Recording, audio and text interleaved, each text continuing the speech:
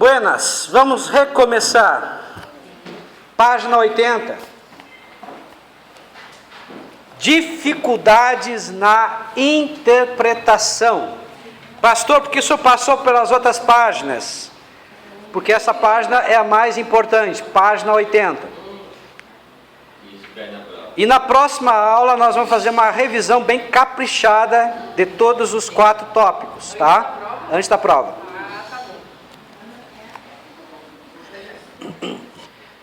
Esta aula não pretende desestimular você ao exercício da hermenêutica. Pelo contrário, o propósito é mostrar com clareza algumas limitações e dificuldades em interpretar a Bíblia. Apontar os erros frequentes na interpretação ajudará você a não cometê-los, de modo a ter êxito nessa caminhada hermenêutica. Então, para relembrar, antes da gente entrar na interpretação, na hermenêutica propriamente dito, nós precisamos primeiro orar, porque a interpretação é um processo humano e divino, ou seja, divino necessita da revelação do Espírito Santo, humano necessita do trabalho árduo de pesquisa, de observação, de avaliação, de consulta a dicionários, de consulta à concordância bíblica, ou seja, de ralar, de trabalhar para entender e compreender o que o texto está falando. Além disso, nós falamos do oika, O de observação, I de interpretação, C de correlação e o A de aplicação. Ou seja, eu não posso ler um texto e de cara querer dar aplicação. Não, eu posso errar. Nós falamos sobre os 2 erros mais comuns de interpretação. Primeiro erro, omissão. Ou seja, eu deixo um aspecto relevante e importante na avaliação da situação ou do texto. Acréscimo. Além do que o texto já disse, eu acrescento algo. Eu ponho palavras na boca que o autor não disse. Estão entendendo? Então vamos agora continuar. Servirão de base para a construção do conhecimento nesta aula as considerações de Norman Geisler e Thomas Rowe, expostas. Oika, observação, interpretação, correlação e aplicação. Servirão de base para a construção do conhecimento nesta aula as considerações de Norman Geisler e Thomas Rowe, exposto no livro Manual Popular de Dúvidas, Enigmas e Contradições.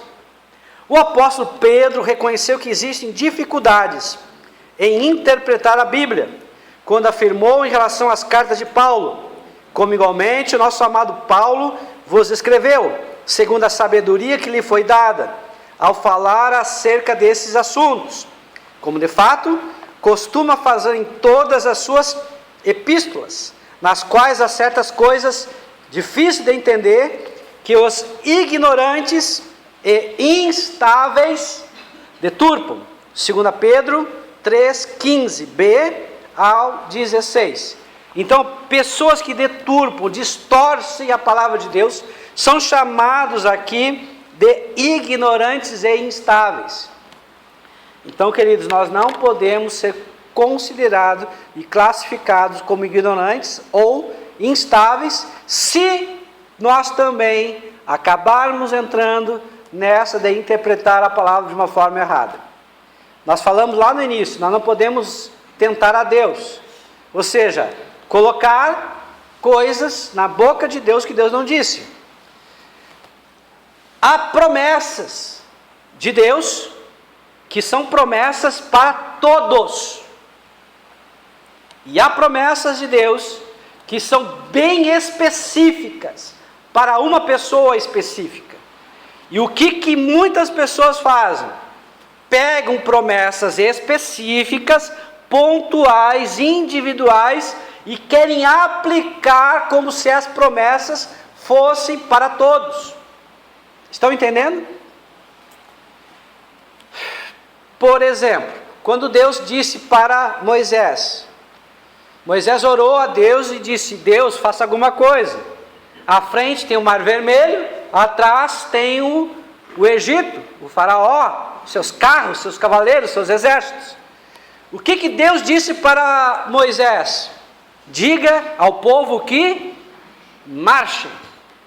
Foi uma ordem específica para Moisés.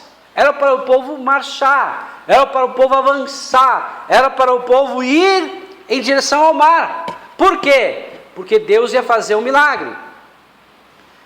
Agora, nessa situação, eu sempre tenho que avançar? Ou tem momentos que de repente o Espírito Santo vai dizer: para, retrocede, reavalia.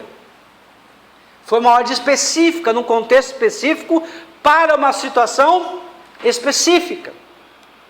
Então nós somos o que agora? Guiados e dirigidos pelo Espírito Santo de Deus. E aí entra a questão de conhecer a palavra, ter sensibilidade para ouvir a voz de Deus e entender o que Deus quer que eu faça nesse momento, nessa circunstância bem específica da minha vida. Então eu não posso só querer avançar. Agora eu vou só avançar, vou só para frente. Não é assim que funciona.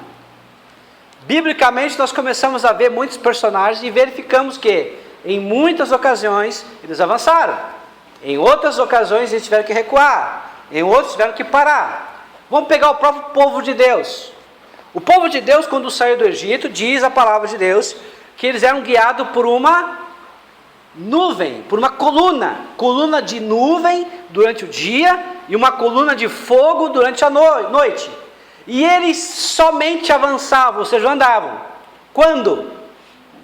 Quando a nuvem ou a coluna andava. Quando é que eles paravam? Quando a coluna parava. Estão entendendo?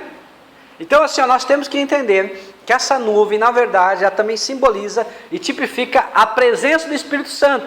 É Ele que nos guia, Ele que nos dirige, e é Ele que nos dá a ordem de parar, de avançar, retroceder. Ou seja, nós temos que nos mover, agir ou parar segundo a sua ordem. Amém? Deu para entender? Segundo esse texto, Pedro afirma 3 verdades importantes. Nem tudo nas cartas de Paulo era complicado. Amém?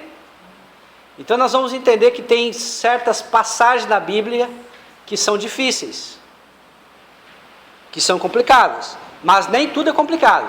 A maior parte é fácil, mas tem partes difíceis. Há certas coisas difíceis de entender nas cartas dele, como em outras partes da Escritura.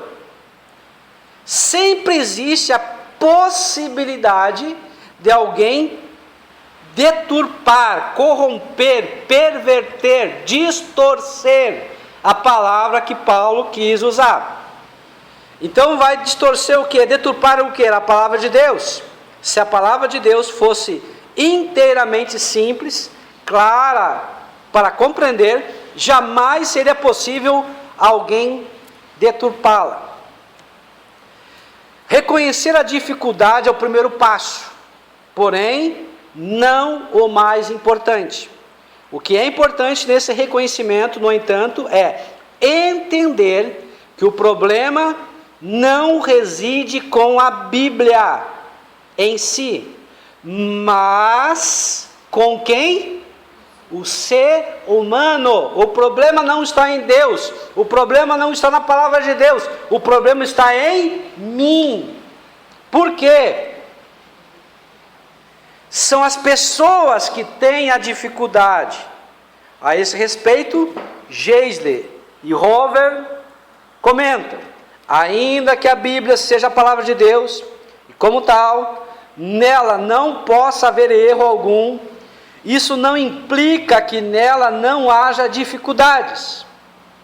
Todavia, como Agostinho observou com sabedoria, se estamos perplexos por causa de qualquer aparente contradição nas Escrituras, não nos é permitido dizer que o autor desse livro tem errado, mas ou o manuscrito utilizado tinha falhas, ou a tradução está errada, ou nós não entendemos o que está escrito. Os erros não se acham na revelação de Deus, mas nas falhas de interpretações dos homens. Por isso, queridos, vai uma dica para vocês, muito importante. Sempre que vocês lerem uma passagem, que vocês não compreendam bem essa passagem, que haja pontos obscuros, difíceis de compreender, o ideal é vocês lerem em outras traduções. Por exemplo, vamos supor que vocês estejam lendo na Revista Corrigida. Não entendeu? Vai para a Revista Atualizada. Não entendeu? Vai para a NVI, Nova Versão Internacional, que ainda é melhor para vocês compreenderem. Não entendeu? Vai na tradução da linguagem de hoje, que é mais simples, mais popular. Então, muitos termos que às vezes nós não compreendemos, muitas palavras específicas, às vezes nem necessita de um dicionário, mas tendo outras traduções, automaticamente essa tradução já vai trazer a revelação daquela palavra, daquele termo específico. Então sempre é bom ter mais de uma Bíblia em mais de uma tradução, para fazer comparações.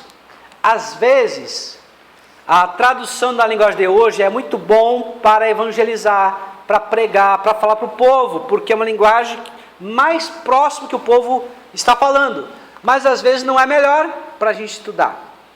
Às vezes a tradução foi simplificada para que o povo compreendesse o que está sendo falado, mas foi roubado talvez naquela tradução o sentido mais exato dos originais.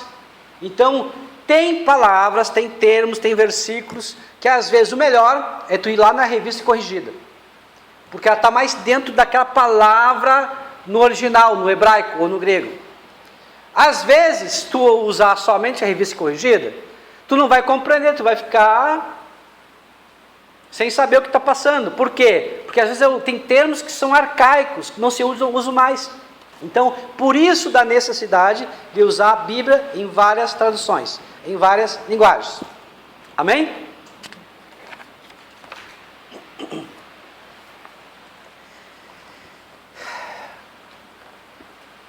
Estamos convictos de que a Bíblia é isenta de erros e que são as pessoas, os intérpretes, que cometem erros.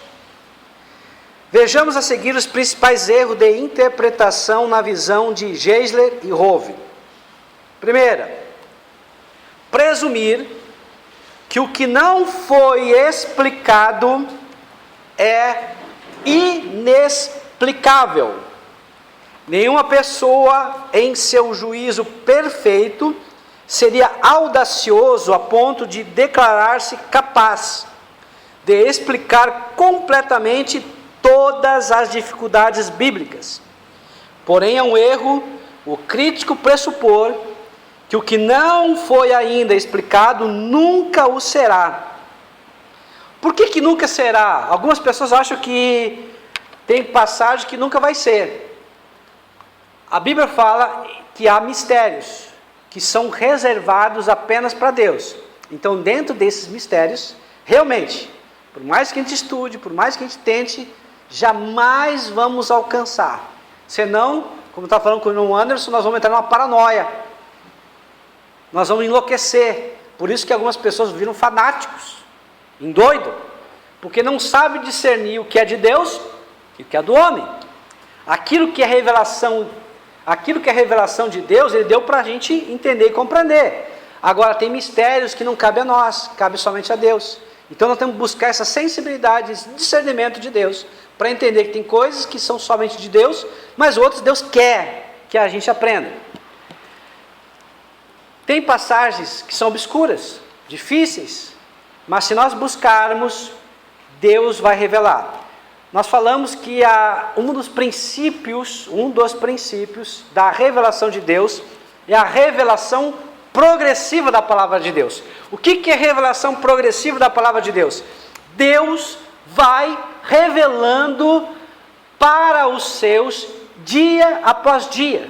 Por exemplo, lá em Gênesis capítulo 3, versículo 15, é a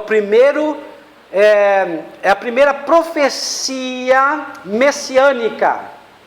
Ou seja, de um descendente de Adão nasceria o Messias. Depois Gênesis 3, 21, fala da morte de um animal inocente para tapar, para cobrir a nudez de Adão e Eva. E assim vai indo. Aí fala depois de Abraão, que em Abraão, da descendência de Abraão, todas as famílias da terra seriam abençoadas. Depois de Abraão, foi constituído um povo através de Jacó, Israel. Depois de Israel, das 12 tribos, um povo chamado judeu, ou seja, da descendência de Judá. Então, a revelação do Messias começou lá no Jardim do Éden, continuou através de Abraão, passou agora por Israel e veio parar numa tribo, que é a tribo de Judá. Então compreendemos que Deus tinha e tem o interesse que as pessoas saibam que o Messias viria de Judá. Mas começou com uma revelação lá atrás, que seria um homem. Depois desse homem viria da descendência de Abraão. Da descendência de Abraão viria da nação de Israel. E da nação de Israel viria da tribo de Judá. Estão entendendo? E da tribo de Judá viria ainda de uma virgem. E seria nascida onde? Em Belém. Então a interpretação ela é histórica, ela é progressiva. Amém?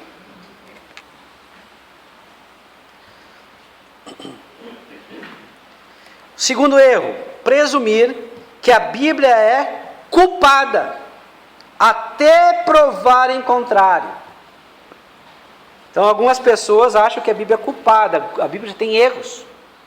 Segundo Geisler e Over, muitos intérpretes presumem que a Bíblia está errada, até que algo venha provar que ela está certa. Desta forma, como acontece com qualquer cidadão acusado de um crime, a Bíblia deveria ser tida como inocente, até que haja a prova da culpa. Temos de presumir que a Bíblia, como qualquer outro livro, está nos dizendo o que os autores disseram e ouviram. As críticas negativas da Bíblia partem de um pressuposto contrário a este. Não é de se admirar, então, que concluam que a Bíblia está crivada de erros. Então, o que nós falamos antes? A Bíblia está errada? É claro que não. O que, de repente, provavelmente está errado é a nossa interpretação, é a nossa falta de conhecimento, é a nossa falta de revelação. Ou seja, nós não temos ainda revelação suficiente. Nós não estudamos o suficiente. Então o problema não está na Bíblia, está em nós. Terceiro erro de interpretação: confundir as nossas falíveis interpretações com a infalível revelação de Deus. Jesus afirmou que a Escritura não pode falhar. João 10, 35. Então ela é um livro infalível. É um pressuposto que nós chamamos de infalibilidade da Bíblia. A Bíblia não falha.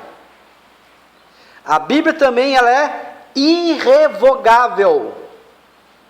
Jesus declarou: porque em verdade vos digo, até que o céu e a terra passem, nenhum i ou um tio jamais passará da lei, até que tudo se cumpra. Mateus 5,18, conforme Lucas 16, 17. As Escrituras têm ainda a autoridade final, sendo a última palavra acerca de tudo que ela aborda. Então, queridos, vamos supor... Vamos tirar o passado, nossos erros do passado, porque a Bíblia fala que todo erro que nós cometemos no passado foi na nossa ignorância, tá? Vou pegar a Marta, tá? Vamos supor que a Marta foi casada, tá? Antes de conhecer a Jesus. Agora, a Marta conhece Jesus, mas já se separou. E ela agora quer se casar de novo. E ela tem conceitos pré-fixados. Ou seja, qual é o conceito dela? Não dá com esse, dá com o outro. Só que ela não levou esse conceito para ver se esse conceito bate com o conceito bíblico. Então ela vai ter problemas. Porque o conceito que ela tem é um conceito errado. É um conceito segundo o mundo, mas não segundo a Bíblia. Estão entendendo? Então todos os nossos conceitos que nós trouxemos do mundo, ele tem que ser reavaliado. Ele tem que ser discutido. Tem que ser analisado agora, não mais segundo o nosso pensamento, o nosso entendimento, os nossos achismos, mas segundo o que a palavra de Deus nos ensina. Estão entendendo? Então a Marta agora vai casar de novo. Ela pode se separar? Biblicamente, sim. Quando? Quando o marido morrer. Automaticamente está separada. Quando? Quando o marido trair. Mas mesmo assim a Bíblia diz, preferencialmente que haja o perdão, a restauração. Pode se separar? Outro caso, que é o terceiro caso. Sim, quando for abandonada. Então, se nós temos casos bíblicos que nos dá condições de ter um novo casamento. Mas fora disso, não. Então, não importa o que ela pensa, não importa o que ela acha, não importa os conceitos que ela trouxe de si mesmo ou dos outros, mas se esses conceitos não estiverem dentro da palavra, ela não pode se separar. Ai, pastor, mas ela tem livre-arbítrio? Tem. Ela quer se separar? Então se separa, mas não casa de novo. Biblicamente não pode casar. Ah, mas eu já fui casado anteriormente, antes de conhecer Jesus. Isso é tempo da ignorância, Deus já não lembra mais. Já pediu perdão por teus pecados. O importante agora é daqui para frente. Daqui para frente é que tem que ser dentro da palavra. Porque antes você não vivia dentro da palavra, você não conhecia Jesus, você teve muitos erros. Agora, a partir de agora, aí sim, você tem que se vestir dessa roupa que se chama Palavra de Deus. Ou seja, a Palavra de Deus tem que vestir de tal forma que você caiba dentro dela. É que nem a questão jurídica. Nós temos uma lei, nós temos um artigo, e esse artigo, ele veste com uma roupa. Não pode ficar apertado, não pode ficar folgado. Ele tem que vestir impecavelmente. Tem que vestir corretamente, certamente. Porque se ficar folgada, está errado. Se ficar apertado, está errado. A Bíblia é a mesma coisa. Ela é um livro também jurídico. Era a constituição dos céus para os homens. Então, aquilo que nós fizemos no passado, nós já pedimos perdão, Deus nos perdoou. Nós somos novas criaturas. Agora, a partir daqui para frente, eu preciso fazer o que é certo. Não mais o que eu penso, não mais o que eu acho, não mais o que as pessoas querem que eu faça, mas aquilo que a Bíblia manda eu fazer. Eu pensar uma coisa dentro disso.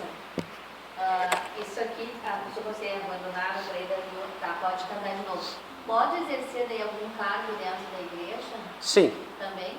Sim. Sim. Pode. Pode porque são situações que a própria Bíblia, ela ampara o caso de um novo casamento.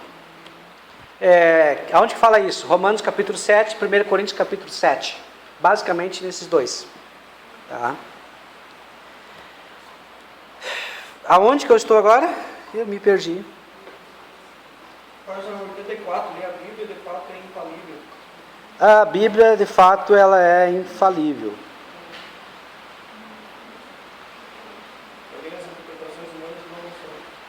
O significado da Bíblia nunca muda, mas a compreensão humana pode mudar. Por exemplo, vou dar outro exemplo.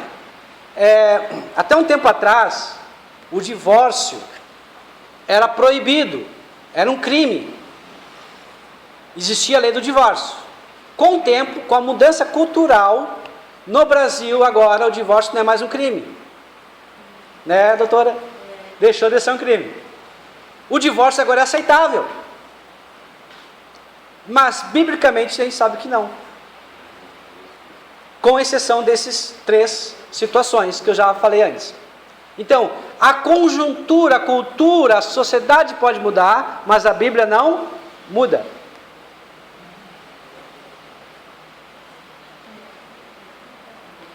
Enquanto existirem seres humanos imperfeitos, haverá erros de interpretação das Escrituras e falsos pontos de vista deles, decorrente.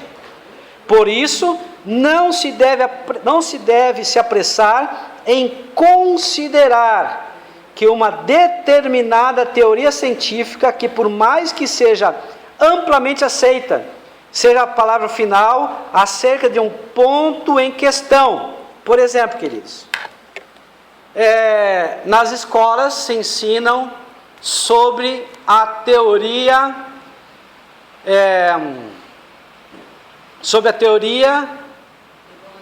da evolução, né? Teoria evolucionista. E se ensina de tal maneira e com tal paixão que parece que essa teoria é lei. Mas o próprio nome diz, é teoria, é algo que não pode ser provado. Então, se nós crermos que o homem veio do macaco, nós temos que rasgar a Bíblia. Porque a Bíblia diz que o homem foi criação de Deus, criatura de Deus. Estão entendendo? Por mais que tenhamos pessoas apaixonadas por essa teoria, que defendam de unha e dente essa teoria, é uma teoria, não pode ser provada. Agora, é claro que nós cremos, porque nós cremos na infalibilidade da Bíblia, que a Bíblia não tem erro. Então, se Deus falou, está falado e acabou. Amém?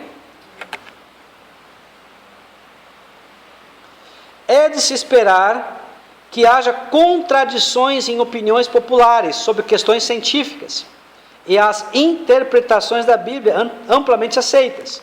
Isso, porém, não consegue provar que há uma real contradição entre o mundo de Deus e a palavra de Deus, entre a revelação geral de Deus e a sua revelação especial. Nesse sentido básico, a ciência e as Escrituras não estão em contradição. Somente as opiniões humanas finitas e falíveis acerca da ciência e das Escrituras é que podem entrar em contradição. Eu vou dar um exemplo para vocês. Na época medieval, o cientista Galileu disse que a Terra era redonda.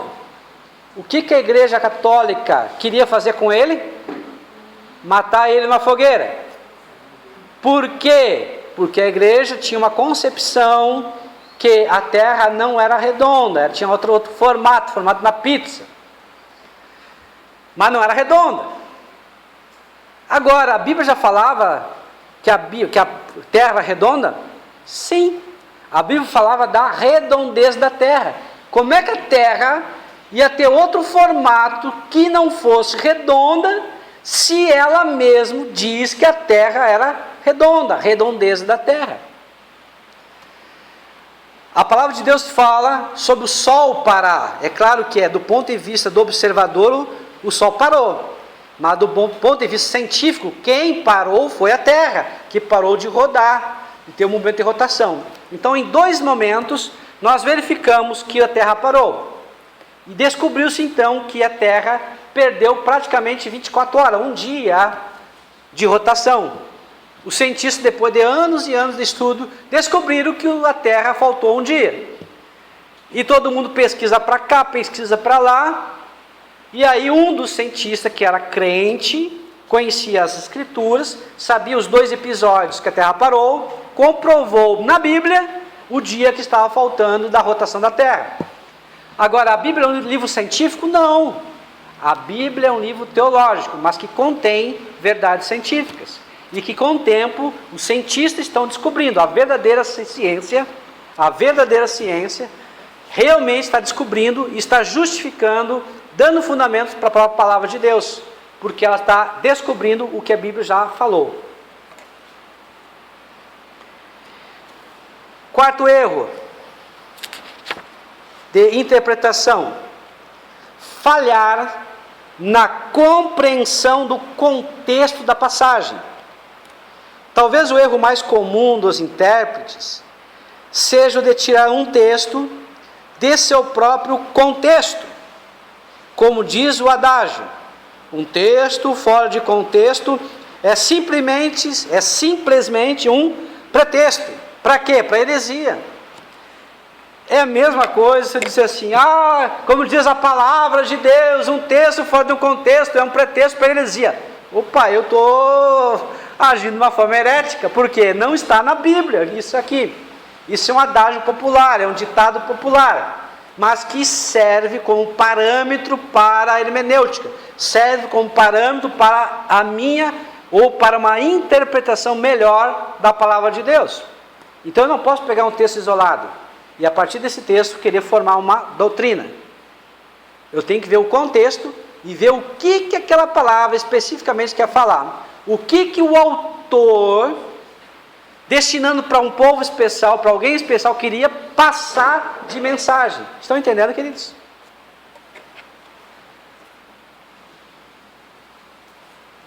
Tudo se pode provar a partir da Bíblia, por meio desse procedimento errôneo.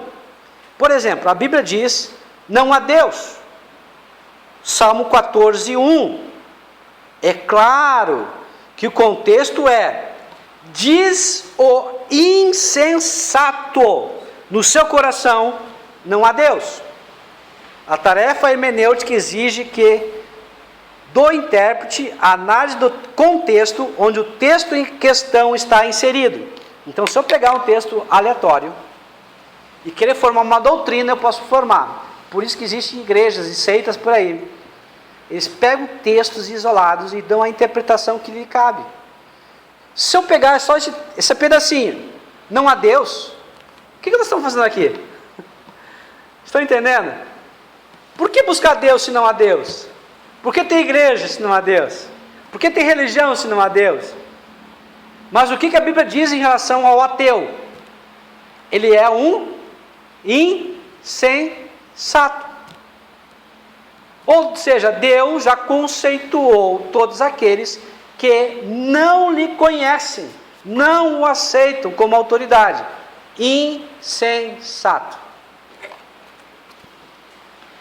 Quinto erro de interpretação: basear o ensino numa passagem obscura. Geisley e Over reforçam que algumas passagens da Bíblia são difíceis, porque o seu significado é obscuro. Isso ocorre geralmente porque uma palavra-chave do texto é empregada uma só vez, ou raramente.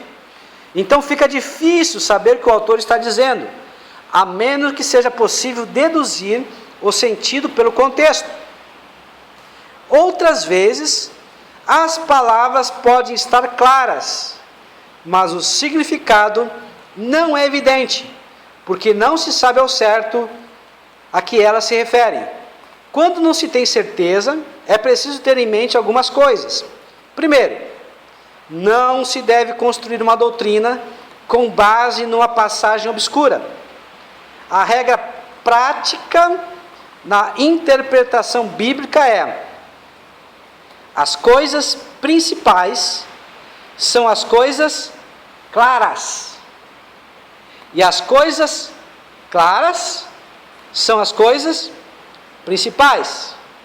Chamamos a isso de perspicuidade, clareza das Escrituras. Por exemplo, vou dar um exemplo para vocês entenderem.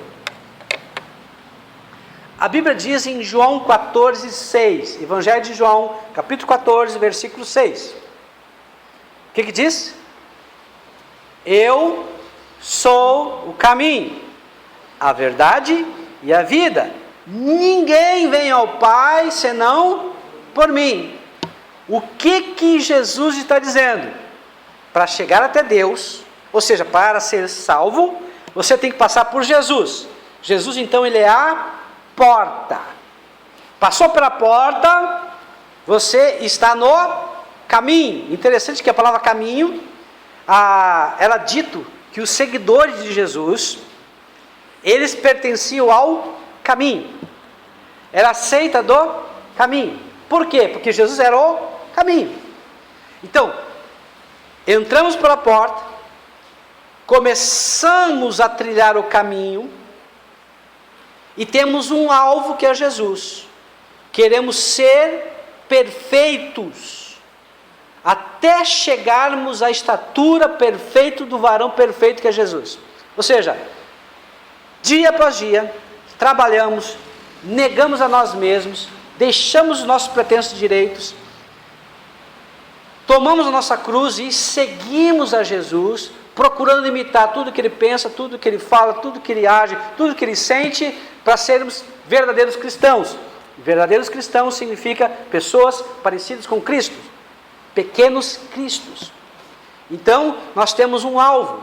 E essa palavra, ela quer dizer isso, que Jesus não tem outra forma de ser salvo. Ou seja, não podemos ser salvos pelas obras, não podemos ser salvos por religião, não há métodos, não há pessoas que possam nos conduzir para a salvação, com exceção de Jesus. Aí alguém pega uma palavra lá em Tiago que diz que se nós não tivermos boas obras, nós não vamos ser justificados.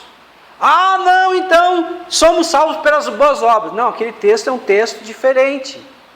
Que quem é salvo, obrigatoriamente, como consequência da salvação, ele vai ter sim boas obras.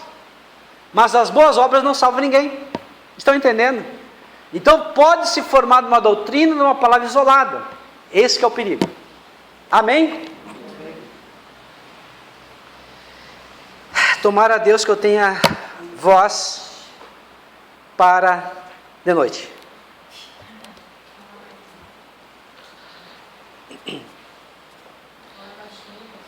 Segundo, quando uma dada passagem não está clara, não se deve nunca supor que ela esteja ensinando o contrário do que uma outra parte ensina com muita clareza.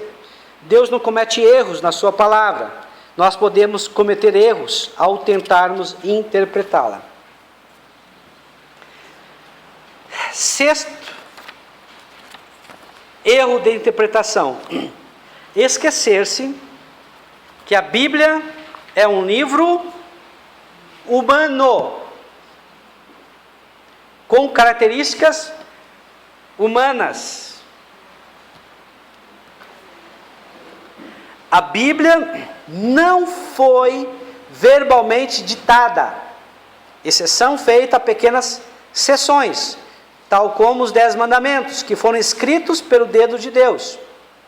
Os escritores não foram secretários do Espírito Santo, eles foram autores humanos, que empregaram estilos literários próprios, com suas próprias e com seu jeito de ver as coisas.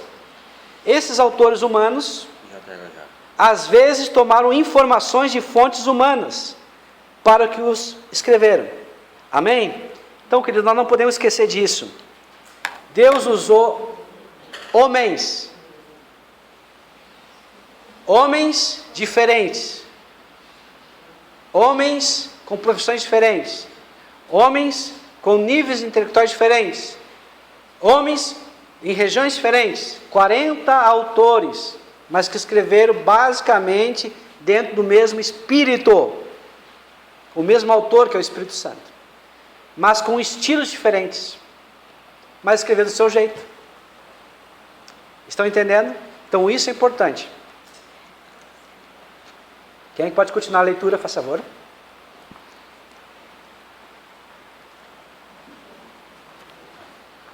A Bíblia evidencia estilos literários humanos diferentes, manifesta perspectivas humanas. No Salmo 23, Davi falou do povo de vista de um pastor. revelam padrões humanos de pensamento, inclusive lapsos de memória. 1 Coríntios 1:14-16. Bem como emoções humanas. A Bíblia revela interesses humanos específicos e apresenta a variedade de ocupações humanas. Isto mostra que é simplesmente natural que os interesses e diferenças pessoais dos escritores possam refletir em seus escritos. Geisler e Howe ressaltam ainda que, como Cristo, a Bíblia é completamente humana, mas mesmo assim sem erros. Esquecer-se da humanidade das Escrituras pode levar o intérprete a impugnar falsamente sua integridade por esperar um nível de expressão maior do que é o usual num documento humano. Isso vai ficar mais claro quando abordarmos os próximos erros em que incidem os intérpretes. Imagina só, queridos, Salmo 23, na tradução nossa, de hoje. O que diz Salmo 23? O Senhor é o meu pastor, nada me faltará. Quem aqui já foi para o campo pastorear ovelhas? Quem aqui tem habilidade prática pastoril? Ninguém. Mas Davi escreveu com muita propriedade, porque antes de ser rei, ele foi pastor. E ele era um excelente pastor. Então, o que significa? Ele estava escrevendo algo que ele vivia, ou que já viveu, que ele tinha experiência prática. Ele escreveu com um coração de pastor, e colocando Deus como supremo pastor. Então, queridos, como é que nós vamos compreender bem o Salmo 23, se nós não entendermos e não nos colocarmos dentro do coração de Davi, lembrando das experiências passadas, lembrando do cuidado, do carinho que ele tinha com as suas ovelhas? Pois a Bíblia diz que ele lutou com um leão, lutou com um urso, e retirou da boca do leão e do urso aquela ovelha que já estava lá pronta para ser morta. Estão entendendo? Então, se nós não compreendermos e só lermos de uma forma mecânica, sem entender o contexto, sem entender a realidade, nós perdemos a beleza da palavra, não compreendemos a intensidade da palavra, não compreendemos o propósito da palavra. Por isso da importância da hermenêutica, por isso da importância de saber observar, interpretar, correlacionar e aplicar realmente a palavra de Deus. Amém? Vamos para o próximo erro, 7º erro: presumir que um relato parcial seja um relato falso. Para Geisler e Howe, com frequência os intérpretes tiram conclusões precipitadas com respeito a um relato parcial, tomando-o como falso. Entretanto, não é bem assim.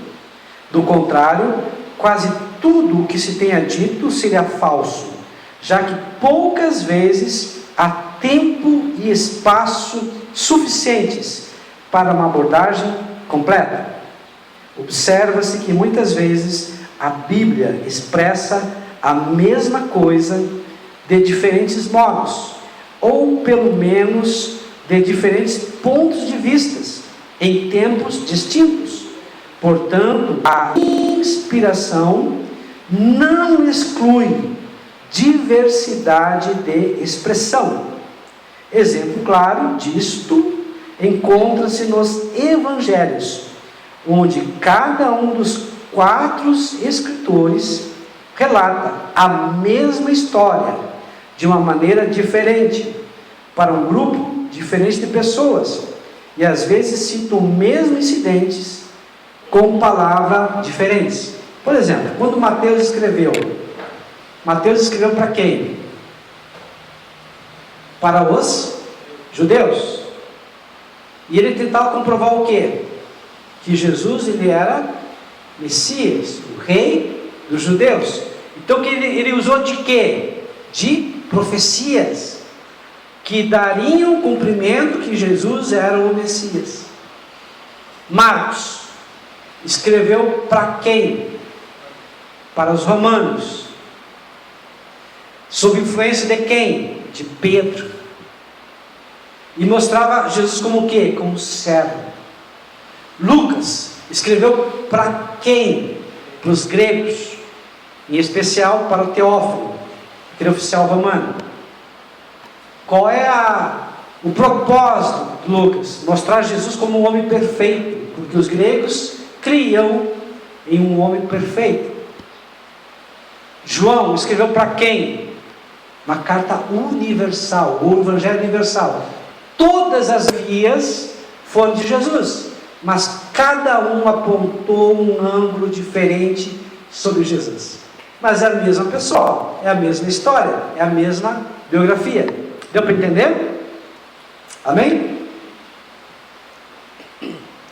Oitavo erro de interpretação: exigir que as citações do Antigo Testamento feitas no Novo Testamento sejam sempre exatas. Geisley e Hove ressaltam que com frequência muitos intérpretes apontam para as variações ocorridas quando o Novo Testamento cita a passagem do Antigo Testamento como provas de erro. Entretanto, se esquecem de que uma citação não tem de ser uma repetição exata do que está escrito. Era então, como é hoje, perfeitamente aceitável o estilo literário que dá a essência de uma afirmação ou pensamento, sem que se empregue precisamente as mesmas palavras. Um mesmo significado pode ser transmitido sem o uso das mesmas expressões verbais.